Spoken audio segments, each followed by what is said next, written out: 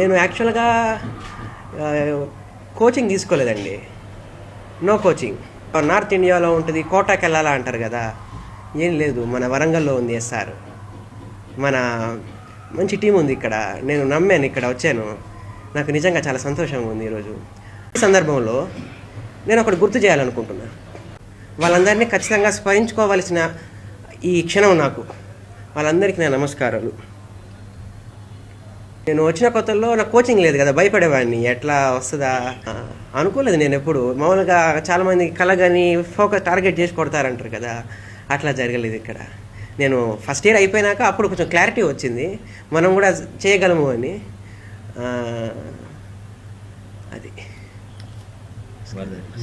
ఇక్కడ స్థాపించిన మన చైర్మన్ సార్ వరదారెడ్డి గారికి నా నమస్కారం. థ్యాంక్ యూ సార్, మీ వల్లే నేను ఈరోజు అచీవ్ చేయగలిగాను.